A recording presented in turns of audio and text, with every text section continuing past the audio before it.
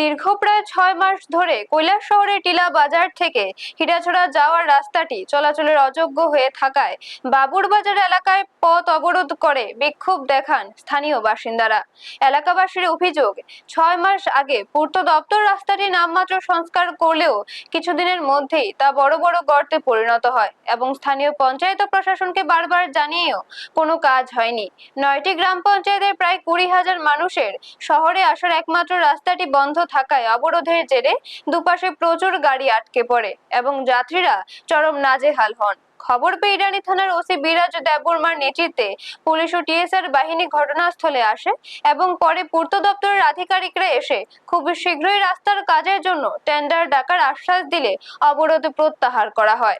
Bureau report, news তৎকাল 24। বাজার থেকে বাবুর বাজারের যে রাস্তার অবস্থা আপনারা দেখতে পাচ্ছেন, রাস্তার মধ্যে বড় বড় গর্ত হয়েছে, এখানে ফিশারির মতন জল হয়েছে, মাছ ফালানি যাইবে এমন অবস্থা। আমরা দাবি হয়েছে টিল্লা বাজার থেকে বাবুর বাজারের রাস্তা কাজ যাতে সম্পূর্ণ করিয়া দেওয়া হয়, এরপরে আমরা রাস্তা অবরোধ করব। এই রাস্তা মানে বেহাল অবস্থা কতদিন থেকে? আজকে 6 মাস হয়ে যায়, 6 মাস থেকে।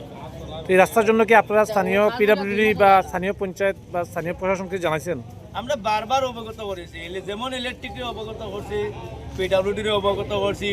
কিছুদিন আগে আপনারা দেখছেন ডাক বাংলা থেকে এই গাঁওটি দেবীপুর পর্যন্ত এটা লইয়াও মানুষে আন্দোলন করছে, কিবা তো ওইটা লইয়াও রাস্তা লইয়া কথা কইছেন। বড় বড় নেতৃত্ব যারা আছে তারাও কথা কইছে, কিন্তু কোনো সুরাহা হইতেছে না।